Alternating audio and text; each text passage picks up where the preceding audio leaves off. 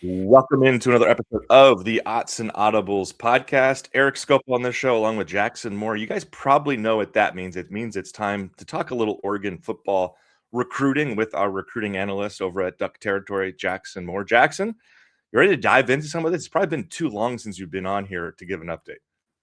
Absolutely. It's been a hot run here in the spring. We kind of assumed it was going to be a lot more in May and June as it's been the last couple of years, but April was the time for a lot of the class. So it's looking forward to recapping some of the class so far and what's up next.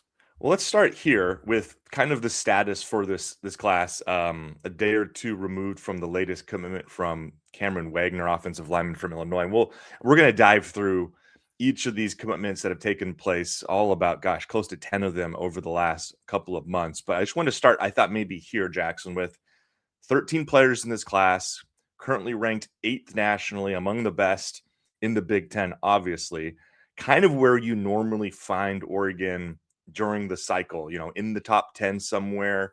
Seems like they're usually kind of slow starters, finish strong, as you said, maybe got a little bit more activity in April than we'd anticipated. But kind of what's your sense of where this class stands right now and maybe what the ceiling is, especially with this big official visit month with June coming up here in a couple of weeks?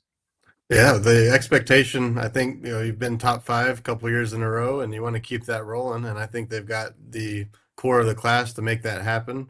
I mean, right now they're 8th. They're in that top 10 mix for sure. They've been kind of bouncing around from anywhere to about 6 to 12 over the last couple of weeks, depending on who's got the biggest commit as of late. So they've been right there. And it's a little bit of an interesting class because you look at the top 12 or so, a lot of five-star recruits. We don't have any from 24/7 Sports in Oregon's class so far. So, you kind of expect them to need to hit on a couple of those big names here down the final stretch to maybe secure that top 5 spot. But also, you look at the average recruiting ranking, they might not have many 5 stars, but they're at the very top end of a lot of these 4-star recruits. And I've got a hunch some of them, may very well trend up towards that 5-star range by the time it's all said and done.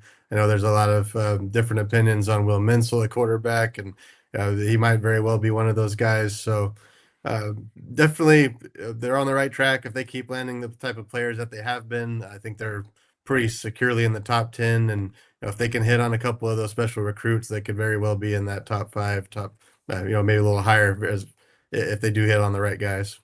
Yeah, and we're going to talk, I think, to close the show with kind of some of the remaining needs, and maybe we can discuss some of these 5 stars of, look at the last several cycles under Dan Lanning, and it's been 1, 2, even in some cases 3 5 stars per cycle, kind of depending upon if you're using the 24/7 rankings, if you're looking elsewhere, if you're looking at the composite. But that's kind of been the range. And so you're right, the fact that they don't have any committed right now, and we'll talk about some of the possible commitments they could land throughout this cycle. But I think the thing that stands out for me as somebody who has been around this program for a while and kind of seen the elevation and, I guess, evolution of recruiting with Coach Cristobal first and then Lanning is just the depth in this class. Of you look up and down at 13 commitments, and I think 10 of them are currently 4-star recruits. The guys at the bottom are high kind of upside targets that could maybe have a chance to join them. And you're looking at a couple guys like Avery Michael and Brandon Lockley, who are just right on the cusp of being 4-stars. So it was a couple of years ago, I think the 2025 class, where Oregon signed nothing but 4- and 5-star recruits.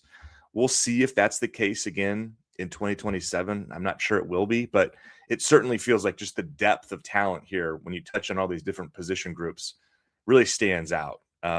Anything to add on that part, Jackson, or should we kind of dive into some of these guys that have been recently added to this 27 cycle?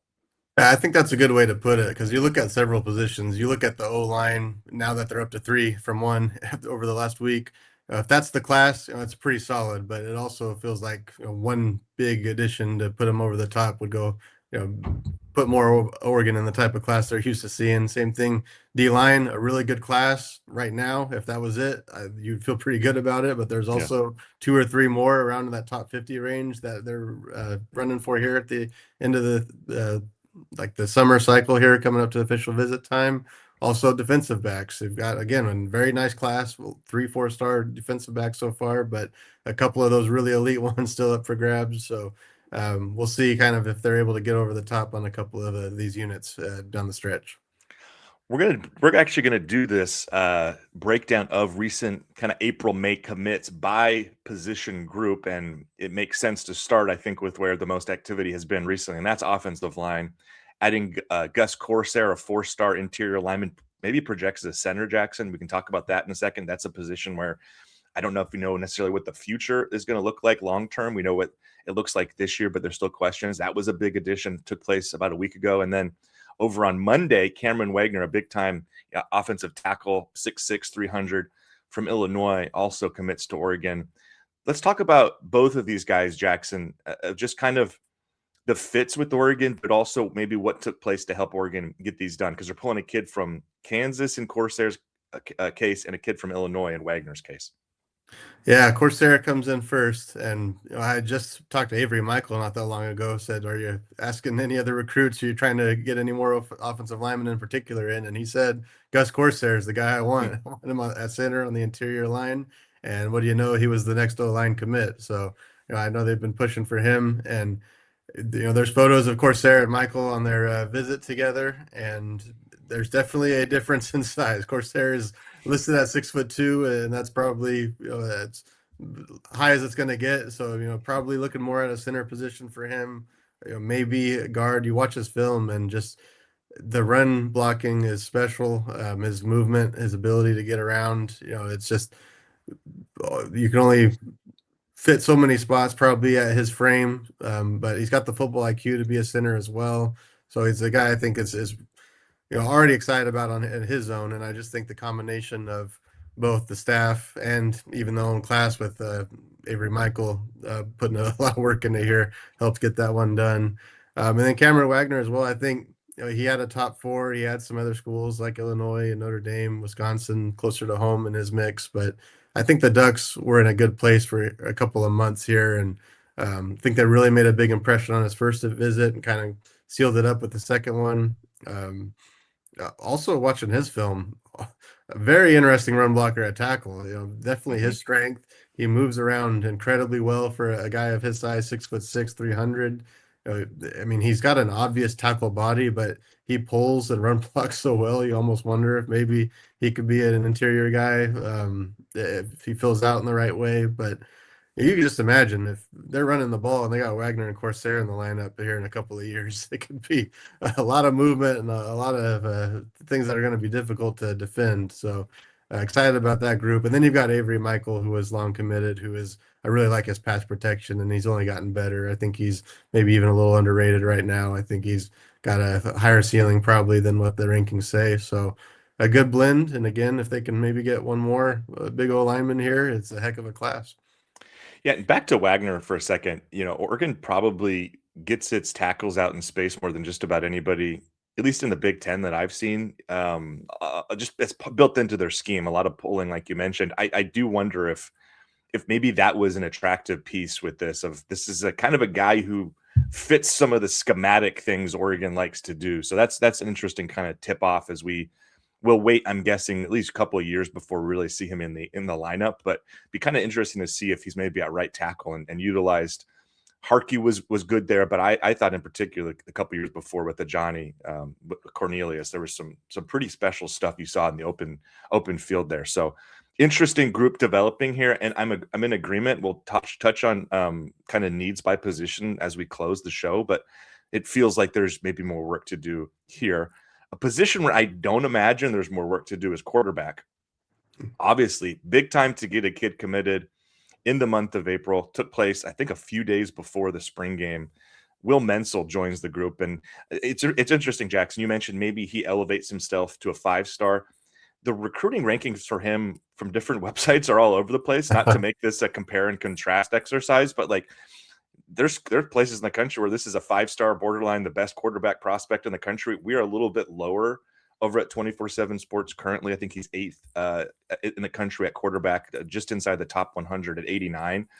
Kid out of Chandler, Arizona, seemingly the best quarterback prospect out west this cycle. What can you tell us about Will Menzel and kind of the impact that might have on a class early? Because I was looking back a year ago, Oregon did not have a quarterback committed right around now, and obviously the class ends up finishing fantastic, but it seems to sometimes help with peer recruiting when you've got that QB kind of lined up for your class. Yeah, certainly. And rankings wise, looking at about the top 11, there's not a lot of consensus from even Mhm. from 24/7 Sports to the 24/7 Sports Composite, and then to, of course, the elsewhere. A lot of variation. So I think, worst case, you're in the game. You've got one of the 10, 11 quarterbacks that could be the next big thing in this cycle. Best case scenario, you might have the very best one. So, high floor or and high ceiling also. I feel like within in this scenario, Oregon was on him quite early as far as standing out.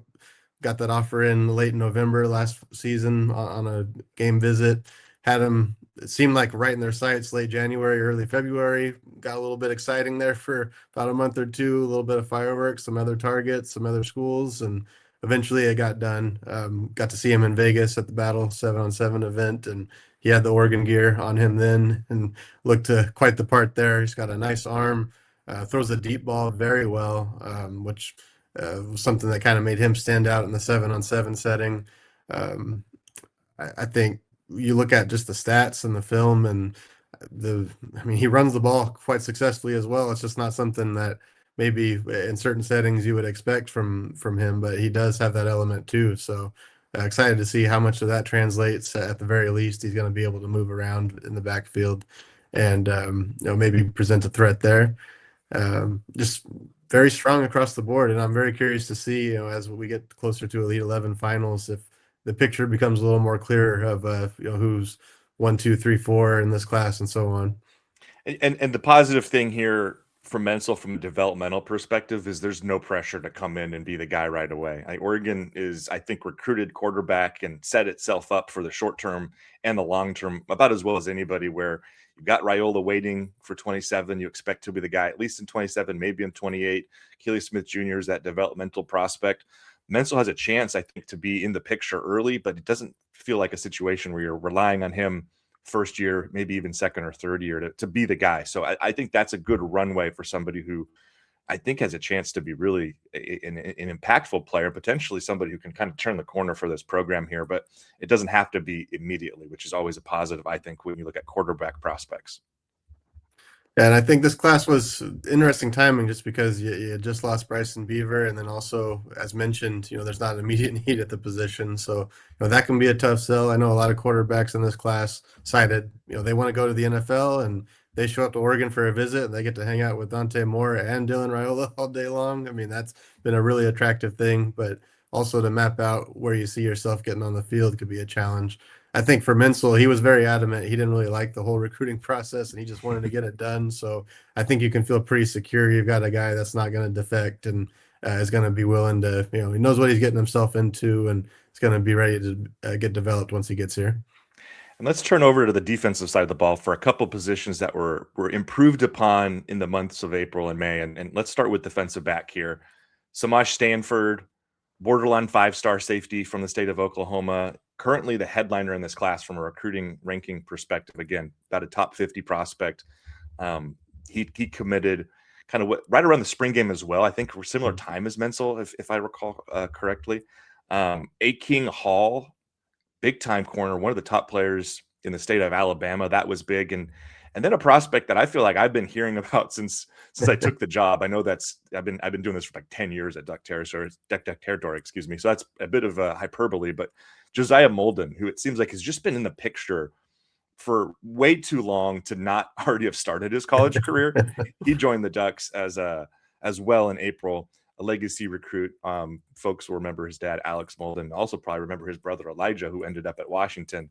In a bit of a disappointing recruitment from 10 or so years ago. But these three players are all top 200 prospects in the country, fit different needs, different roles. I think are kind of some different players. What stands out to you with this group, and maybe is there one of them that you look at and say like, wow, that was a really good get for the Ducks and puts them in an interesting spot in that backfield going forward?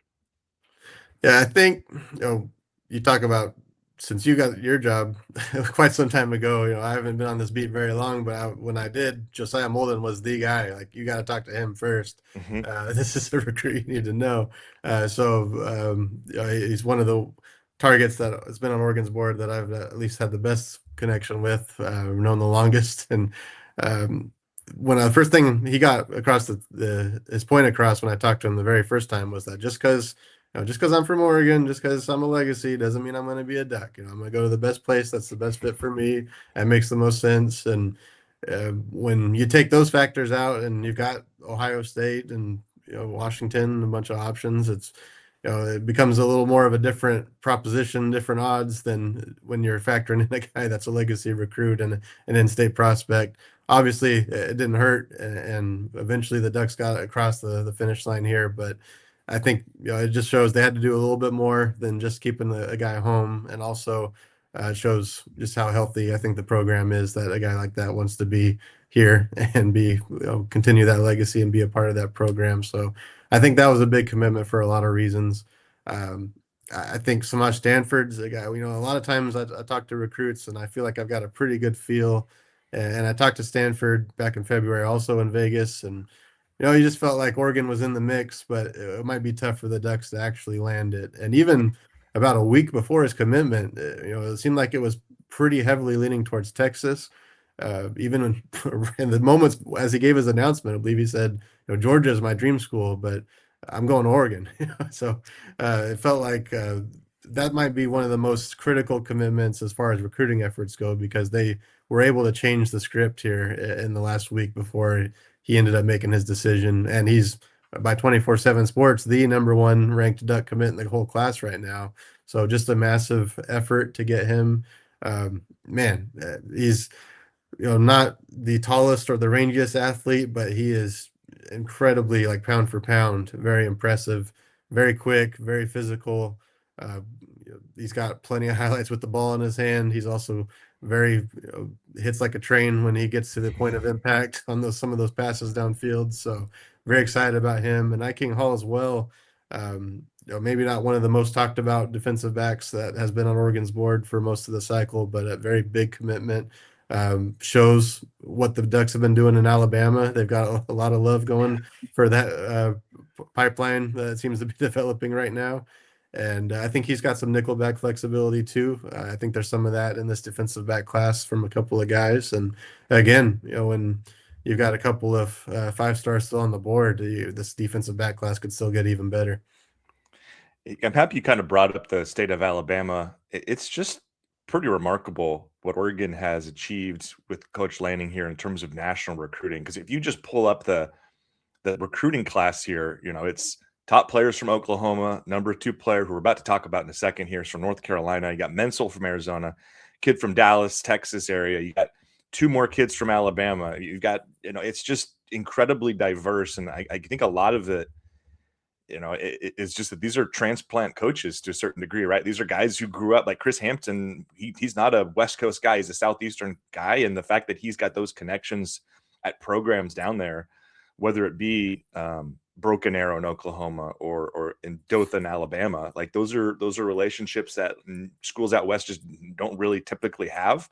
It's a big benefit for Oregon, I think, just the way the staff is built. Got some local ties, right? Like a guy like Koa Kai who played here is from Hawaii, but so many of these coaches are coaches who've been all across the country and didn't necessarily grow up in this area. It's creating a really unique situation for Oregon where I think you're going to look around the roster, and yes, there's going to be the SoCal, Mater Day, St. John Bosco kids and other programs down there, certainly, but you're going to look around and see a lot of the top players are from the Southeast or the Southwest, and that's already the case, but even more so with the way these last couple of recruiting classes have come together for Oregon. Yeah, it's been impressive to see. And I think probably no matter where you're at, you're going to hear kids say that Oregon offer, that was a dream offer, whether they're from the West Coast or from the East Coast. I know one area that's not quite represented in the class a little bit with Brandon Lockley, but they've been pretty active in the Northeast too. A lot of offers out there. 28 as well could be one where they cash in a bit more on there. Though you hope. I know Southern California has been a little more challenging this year. Hopefully, they clean up on a couple there before the cycle ends, and they get some. I don't think they're going to have issues there, but they've been able to certainly find it elsewhere. If they go over in Southern California, they've got a lot of pipelines to hit, and geography hasn't hurt them at all. And I also think You look at the top 100, top 200, geography is being less and less of a factor. You kind of see the same 10 to 15 schools, it feels like, going after a lot of the same kids in the NIL era, especially. So, if you have the right circumstances, you can go to Alabama and you can still recruit from the Crimson Tide and the Tigers out there. And the Oregon's definitely been able to do that. Yeah, only 4 of the 13 commits are from the West Coast, and only this is wild, only 1 from California. I mean, just totally flipping the script from where it used to be when I started doing this job of you would recruit probably 80% of your class would be SoCal area, it felt like, or maybe that's high, but I mean, certainly the majority, and to only have 1 and it's a guy further down the list is it's a unique situation. And let's turn to the next couple of players here. In part because we're looking at a guy who's coming from the furthest distance, and that's a player you mentioned a moment ago, Brandon Lockley from the Philadelphia area. Felt like Penn State would be very involved there. I know they were until the end. Ducks able to get that done for one of the better linebacker prospects. And then one of the most exciting players for me in this class, Rashad Streets, who committed right at the beginning of April. So this is not new news by any means. It's about 6 weeks ago he committed, but super explosive edge player who could be a dynamic pass rusher, comes from the state of North Carolina. What can you tell us, I guess, about both of these prospects and Streets in particular? Some of the pass rush stuff really popped for me when I was kind of going through the tape. Yeah, incredibly fast. You just don't see speed like that from very many defensive ends, outside No. linebackers, where he'll be. I mean, a big addition, and also one where this recruitment felt like it was very crowded. Felt like the Ducks were in a really good spot, but you just weren't sure. There were so many schools near the top trying to finish that one, and so a big one for Oregon, especially the timing. Again, a lot of these recruits, him included, you just felt like it was going to take through June, official visits before you knew for sure. But to lock up so many key recruits like that, even before official visit season, has been pretty massive for Oregon. And you get to kind of hone in and focus on more needs there as you get into May and June for official visit season. Brandon Lockley is also one where this time of year we're at a lot of camps, and it's a lot of passing situations, a lot of 7-on-7, a lot of one-on-ones on the camp circuit. But you watch Brandon Lockley, and it's just such an impressive run stopping film that you watch. And you pair that with some of the run blocking offensive linemen that the Ducks have picked up lately. I think there's probably attributes there that maybe don't factor in as much on the recruiting trail as far as rankings and camp appearances. So, Lockley also, the Ducks O-line and linebacker as well. 2 spots where it just felt like a lot of recruits were kind of on the verge, and when was it going to happen? And now they've got Lockley, and they can maybe be a little more choosy with who else they bring in at linebacker now that they've got one. But just love his run stopping ability, and also he's got speed and agility. Should be able to play in space too, but brings a little bit something different to the run game. Let's kind of look big picture here now, Jackson. We've run through about the high majority of the class we just discussed in depth, and there's some players that I'm pretty sure we've talked about in the past. They just committed earlier than the group we just kind of ran through. But I think it's important to kind of set the stage here. Official visits, the first visits are scheduled for 2 weeks from Friday here. Got about half a dozen coming in May 29th, that weekend here. But in total, you're looking at close to 3 dozen official visits currently scheduled. You can go check those out if you're curious. We've got a full database for listeners who maybe haven't familiarized themselves with kind of who's in line to come in here. But I'm going to throw kind of a curveball at you, Jackson. Is there 1 or 2 official visitors set up for next month that you're really thinking Oregon, maybe they don't have to land them, but that are really intriguing recruitments for you? And then let's turn to some of the positions in particular that need to address. But a lot of names here. Is there 1 or 2 you think Oregon fans should just be kind of keeping an eye on as we kind of start rolling through these OVs? Yeah, you look at what this class needs still, and there's a couple of positions where they certainly don't have the numbers quite yet. Wide receiver is a big one. Tight end has been pretty tough. There's been continuing to go through the board there, but it still just feels like for me, best available. If you can get 2 or 3 of these top end players on your board, you don't want to concern yourself too much maybe about some of what the bottom of the class looks like. And when it comes to that, I mean, Dakota Grant's a guy that fits all the needs, top end and receiver. And Oregon's been on him and been at the top for a long time. So it's one I think You want to get that official visit in and close it. Michigan has also, the home state team, put in a lot of effort for him as of late. It looks like it's going to come down to the Ducks and the Wolverines. So that's definitely a key one I'm keeping an eye on. There's a couple other key recruits. KJ Green's a top 10 recruit by 24/7 Sports, and it didn't seem like Oregon was a factor at all about a month ago, and suddenly Mhm. now they're near the top. It looks like they are going to get an official visit with him. That's going to be huge. Again, D line, you feel good about the class right now, but Kasai Curry, Marcus Fakatow, those are a couple of guys. If you could land them or one of them, even that would be huge to close out the class. So, a couple of those top end guys that you're going to be watching for as you go through the process. I'll throw one more name out there, just that running back. Again, Ducks already have one, but Landon William Collis is a 5-star recruit, and he's been one of the probably the biggest wild cards I'd say in the class that I've seen that's on Oregon's radar. So, he's one probably not many people are penciling in, but it could work out. And if it did, that would be a huge addition that's maybe not particularly predicted right now. Go watch that kid's film, by the way. I mean, just filthy stuff and so compactly built. Kind of reminds me of, I don't know, like maybe Maurice Jones-Drew type of body type. I don't know, but yeah, that's one to keep an eye on. And not surprising, I think that Oregon is still looking at that running back position, because if you just kind of look at the roster, you've got Davison and Hill over here who are undoubtedly the kind of the future. But outside of that, there's couple of true freshmen. There's a veteran guy. It's not really clear where that position is going to go long term, I think. And adding a player of his caliber, he would certainly make an impact right away. So yeah, I'm happy you highlighted him. I should we touch on receiver and tight end a little bit more? Because as I was doing an exercise last week, just kind of breaking down this class by position, stands out that there's no commitments for either of those so far. They're hosting quite a few receivers, and I think just one tight end so far for officials. At least that's what it looks like is scheduled in the database.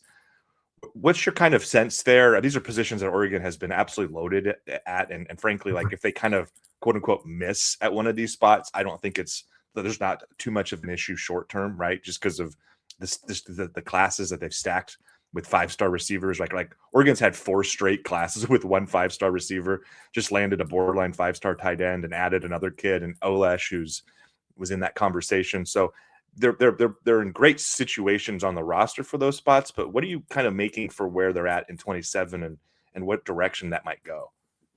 Yeah, receivers a spot you just assume they're going to find a way to make it work. It's just this program and this prestige, and especially at that position, is one that the skills positions definitely those are those kind of dream duck type situations as these recruits become what they have. Again, Dakota Grant, if you get him, you feel good no matter what else happens. I'd say he's a player that could come in and potentially impact right away as a 5-star recruit. Blake Wong is another one. He's probably not as highly rated. He is a 4-star recruit, but the Ducks have really liked him. They brought him out so many visits. He's been out to spring maybe more than anyone to campus, and I know UCLA's putting it on him pretty heavy. Utah's been in there. There's going to be some battles going on for him down the stretch, but that'd be a big one if they can get him, even if it's not as highly rated as some of the other options on the table. There's a few other Julius Jones, Damani Warren. We'll see.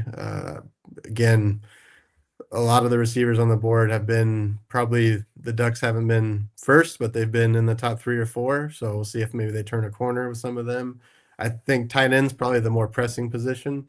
They just Agreed. had Anthony Cartwright on campus. That would be a big one to get. Also from Michigan, came with Dakota Grant. Especially if you could get those two as a package. Probably not too concerned about receiver or tight end at all. If you don't land either of them, it becomes a lot more difficult. Um, they brought in a couple of late additions at tight end that they've been working the last couple of weeks. It seems like you keep hearing a new name every couple of weeks down the 2027 board as they go through that process. I think they probably improved their chances here a little bit the last couple of weeks. They've been trying to focus on that, but we'll see how far they have to go down the board, because even the ones that they're starting to kind of get their foot in the door, they've got 4 or 5 other official visits set up. So you would think after what happened with Kenyon Sadiq this past season, that wouldn't be a spot they'd have much trouble with, but they just need to close on one really good tight end to feel good about this class. And Sadiq's actually kind of a good example of that. Was a recruitment that Oregon, like you're mentioning here, entered quote unquote late. But again, I think it was like summer, as this recruiting calendar has gotten expedited and accelerated over the years. Because it used to be like, who's worrying about anything? We're not even to official visit, season in the fall. But that was a case of like, yeah, they kind of got in a little bit late. It was kind of a surprise addition. And we know how that played out. So it just takes one kid picking up the phone and going like, Oregon, actually, I'm really interested in Oregon. Maybe I have to move an official visit to clear up some time to go check that out. So that's going to be interesting to follow. And then just the last thing, Jackson, you touched on the two offensive, and those are pretty obvious just looking through what they've achieved so far in this class. No receivers, no tight ends. They've addressed all the positions on defense. I think defensive line probably the most successfully to this point. Is there a spot defensively you're really kind of eyeing as like they really need another player to fit this position or that position? Or are you feeling like it's kind of maybe in a best available situation right now for that side of the ball? Yeah, they definitely need one more true linebacker, inside linebacker. And I really like Brayton Feaster out of Ohio. He's been a guy that's had the Ducks at the top of his board for a long time. Ohio State's been a little more active as of late, but he would be a big one if they could land him. He's also very adamant he can play running back too, and they've been very open to him being a two-way guy. Wow. So a very intriguing athlete. I think he'd be big for this class if they can pull that one in. But I think in general, it feels like Oregon pretty much, kind of wants one of everything. If they could pretty much fill a lineup with their freshmen, if they do get the class the way that they want it. Basically, last year's class very much looked like that. So a couple of more DBs to fill things out. And when you've got Hayden Stepp, who's a 5-star recruit, that's a huge prospect that they're still going for. Another outside linebacker, perhaps. I think some of these guys have some position flexibility. Josh Christensen or Blake right in the backyard is a big one. I forgot to mention Ismail Kamara on the offensive line. He's another one of those massive gets. Again, you add him into the O-line room with that class that they already have, that would be huge. And also the O-line, you kind of figure they're going to try to get 5 perhaps if they can, one of everything. And he's a guy that can be a guard or a tackle. So